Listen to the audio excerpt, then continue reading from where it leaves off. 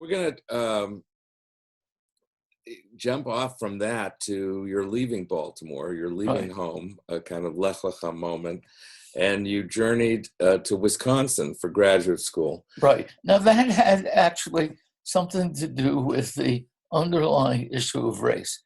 In my senior year, I took two courses that had some effect on me. I thought Hopkins, which is where I went to undergraduate school, was pretty boring. It didn't have a sociology or a social psychology department, but it brought David Reisman from Harvard for 1 year when I was a senior.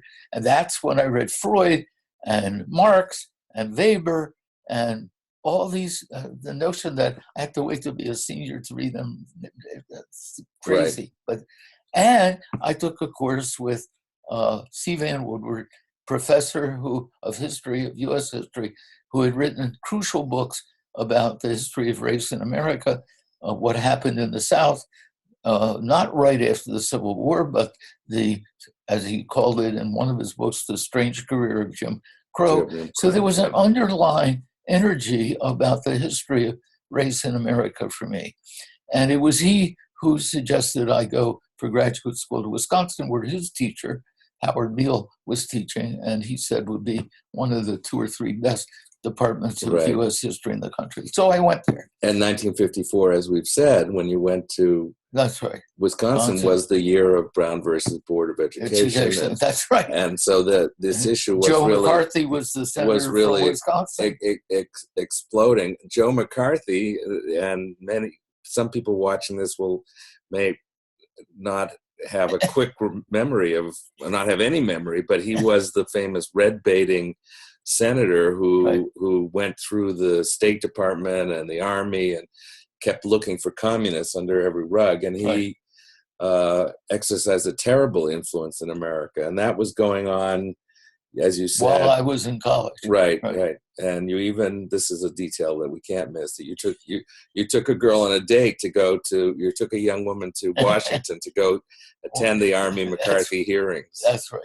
And so actually race and civil liberties were the 2 things that I think I was really seriously interested in during those years at Hopkins and right afterward at Wisconsin. So it's not surprising that you wrote your dissertation on the 1919 race riots in America. Right. I wrote my master's thesis on, quote, Negroes and the American labor movement from 1880 to 1900. Okay. So it was already a major intellectual question as well as a political question for me. Right.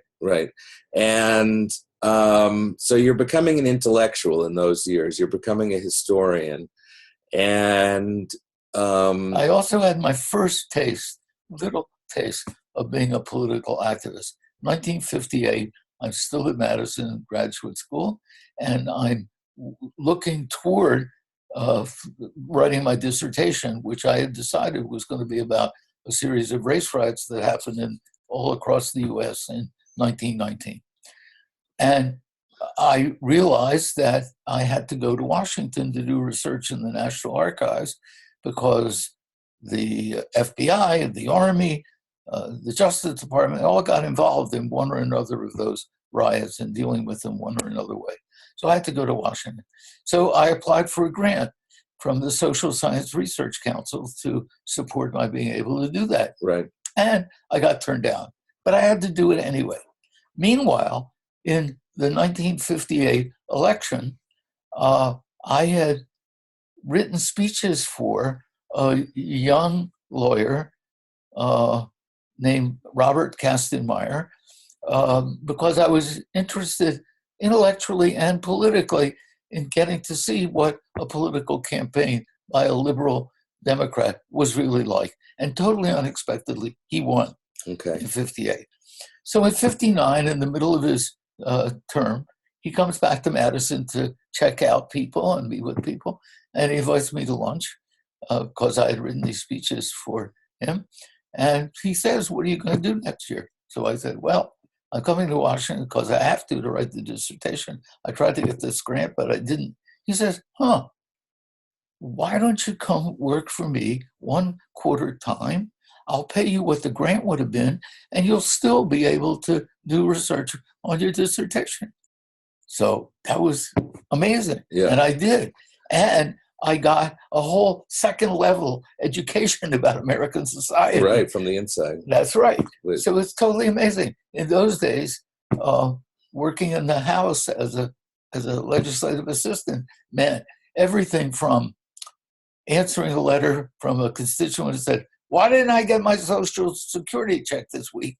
to what I did, co-writing with Mark Raskin, another legislative assistant, a paper on what is nuclear deterrence anyway. The different arms of the armed services had totally different theories about deterrence. What does it mean? And we wrote this paper that took up each of the theories, and the Navy explained what was crazy about the Air Force version, and the Air Force explained what was crazy about the Navy and the Army version. And we said, they're all right about each other. It is all crazy. Right. The whole business is crazy. And so that was the start of something that later became a book when you were working at the Institute for Policy Studies. That's right. And also a friendship with Mark Raskin, who then became one of the founders of the Institute for Policy Studies, and I became one of its founding fellows. So after graduate school, that was your main work for a long time. There was a book called From Race Right to Sit-In, which was half about my dissertation and the other half about the civil rights movement and the nuclear stuff. Those two issues, right? Right, and so that was the portfolio of this think tank, the Institute for Policy Studies. It doesn't exist anymore, but yes, it does. Oh, it does. Absolutely. Oh, well, and it's very successful and still a center of thought on the left. Great. And yeah. Okay. So more than 50 years old now. And it was the first of those progressive think and action, because we were all intertwined. The third thing, I guess, that you worked on while you were there, in addition to those two books, is the Vietnam War, and all that was coming. Right. The decade of the 60s. Those are the main public themes. Right. Right.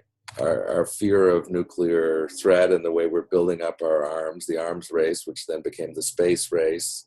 It transmogrified, right? And then the civil rights movement from the ground up, and then the anti-war movement, which I know you were active in. Let's talk about 1964 as a pivotal year for you, in that this is the year that where was the Democratic Convention? This was Atlantic City. And this is the year that Mississippi Freedom Party was formed to create an alternative to the racist, segregated Mississippi Democratic Party. Right. So the Mississippi Freedom Democrats invited several of us, Mark Raskin, me, maybe a couple of others, who had been working for Congress, to come help them deal with the Credentials Committee of the Democratic Convention. Because what they were after was to get recognized as the real Mississippi delegation. Right. That meant convincing at least 10 members of the Credentials Committee, which would then go to the floor. There would be this big public exploration on television. And Lyndon Johnson was horrified, infuriated at the idea of dealing with that. But the Freedom Party invited a few of us who knew members of the Credentials Committee. The congressman I had worked for was a member of the Credentials Committee. And they also invited Martin Luther King, who they thought people on the Credentials Committee would pay attention to. So there was this incredible long, long night in 120-degree temperature in an unair-conditioned piece of the Atlantic City Convention Center, where one by one, we talked to some members of the Credentials Committee, and got them to come out to talk to Dr. King. And my memory of that night is that Dr. King was not charismatic at all. He was hard. It was hard work he was doing. Even the liberal members didn't want to hear from somebody who was asking them to oppose Lyndon Johnson. They were scared of President Johnson.